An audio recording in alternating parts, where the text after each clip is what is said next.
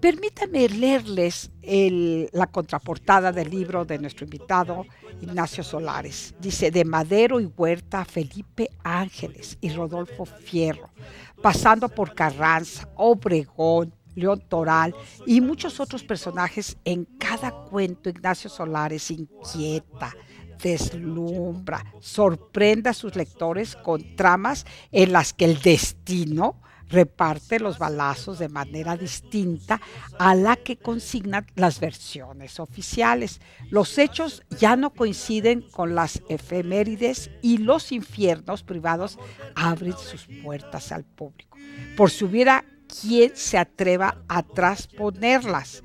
Revolución es una palabra que se extingue, dicen, tiende a entrar en desuso. Sus oxidados bonos van siempre a la baja y, sin embargo, los sueños que genera siguen teniendo poderes avasalladores, y en ellos permanecen vivos los caudillos, los tiranos, la masa anónima que combatió por motivos concretos o incluso sin ellos, y regó con sangre páginas de la historia y de las historias que integran este volumen. Oye, qué interesante. Y es exactamente eso tu libro. ¿Cómo no hablar de estos personajes que son fundamentales, centrales para nuestra historia actual, para bien y para mal? Claro. Ahorita mencionabas, por ejemplo, Obregón. Bueno, pues con todo y sus defectos le debemos una serie de cosas. Él y Calles construyeron las instituciones que aún nos gobiernan, por ejemplo.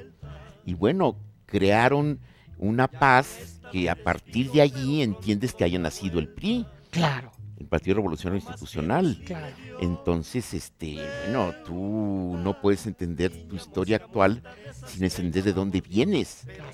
Y yo creo que estos personajes son fundamentales, y adentrarte en su vida. Madero, para ti es uno de tus personajes preferidos, Es uno de ¿verdad? mis personajes predilectos. Tienes un libro fantástico que también está agotado, ¿eh? Déjame No, decirte. ya. Bueno, ¿Cuándo? ya salió en punto de lectura, Madero el otro. Madero el otro, pero lo estuve buscando y también ya. Bueno, Válgame Dios. Bueno, Bueno, yo no ya sé te si tengo mis que librerías son muy malas. Pero Madero aquí no los pones de verdad muy espiritista. Digo, era Bueno, alguien era que espiritista. recurría mucho Ujú. a las sesiones de espiritismo y que se dejaba guiar por lo que le decían estos espíritus. Bueno, al grado de que yo juego con una posibilidad que es verdaderamente también angustiosa, porque Madero al final se entrega a Huerta. Sí. Y hay una anécdota ahí que cuento que es terrible. verdaderamente terrible, porque su hermano Gustavo El ojo parado. el ojo parado pesca en una reunión en el Globo a los traidores que van a dar el cuartelazo poco después, entre los que está Victoriano Huerta, Claro. está Félix Díaz, el sobrino de Porfirio Díaz, están otras gentes, está Blanquet, y entonces agarra a Huerta, imagínate el odio que le siguió Huerta, lo lleva con el presidente a su despacho y le dice: lo acabo de encontrar coludiendo contra el presidente de la República en una reunión. Y entonces Madero, en lugar de reaccionar Sí.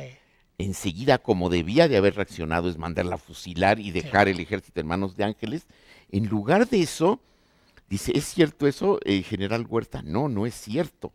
Estaba yo informándome para venir a avisarle. Y entonces le regresa su pistola y le dice: estamos en manos del general Huerta. Sí. Muéstreme su fidelidad. Y eso provoca el cuartelazo El cuartel. de 1913 que todos conocemos, pero lo que es verdaderamente insólito es la ceguera de Madero a partir de que 10 años antes le habían dicho los espíritus: Sí. una revolución para que triunfe debe ser bañada en sangre y tienes que empezar a perdonar a quien te traicione Sí. 10 años después. O sea, se pone en manos como si fuera Jesucristo con Judas. Sí, qué curioso. Entonces es un pasaje verdaderamente alucinante. Y todo porque se lo shakespeariano, dictaron, todo porque se lo dictaron todo porque los se lo es- dictaron los espíritus. Entonces es shakespeariano Completamente, verdaderamente. sí. Y dices, bueno, la víctima será, como tú sabes, Gustavo Madero, Sí, que le al sacan que el le otro sacan el ojo. otro ojo en la Ciudadela, en una escena verdaderamente dantesca, muy, muy terrible.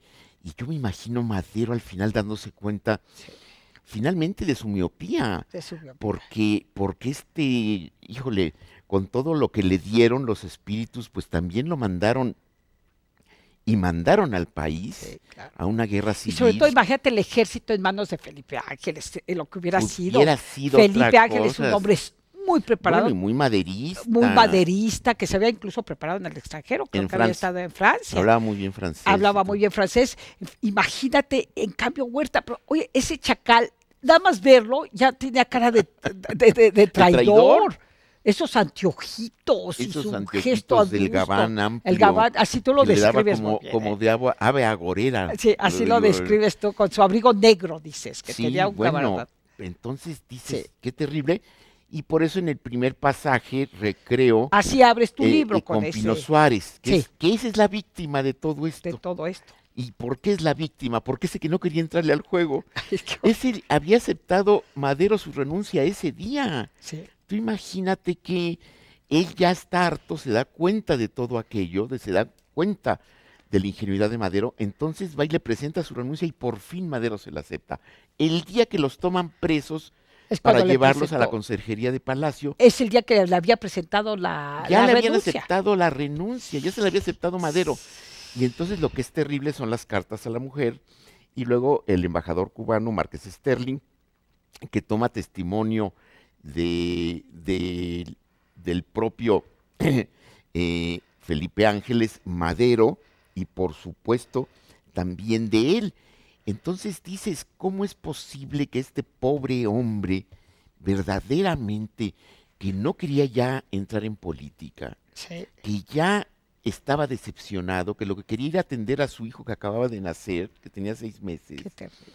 Qué destino, y él ¿no? él le dice a Madero, es que usted y Ángeles tienen vocación de mártires, Sí, sí. yo no. Lo cual era cierto.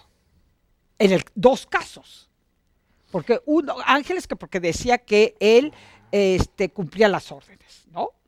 Y Y el Madero otro, porque cumplía los designios. los En designios cambio, de el pobre los de Pino Suárez Sí. no quería más que salirse de la política, y porque decía, esto no me ha dejado nada, y terminan fusilándolo. Sí, Bueno, sí, son dramas son verdaderamente. dramas, porque eran hombres patriotas, ¿no? Que sí. Bueno, Pino Suárez Pino era un Suárez. hombre íntegro de una.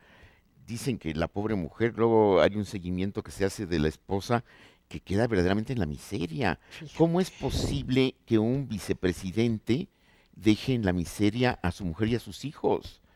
O sea, yo no quiero pensar lo que pensarán los vicepresidentes de después, Sí, claro. porque dejan millonarios hasta la segunda Sí, sí, sí, generación. sí, sí. No, tercera, ¿eh? Estos últimos políticos, creo que para 3 Dejan- generaciones, ¿eh? Por lo Dejan menos. ¿Eh? millonarios a 3 generaciones.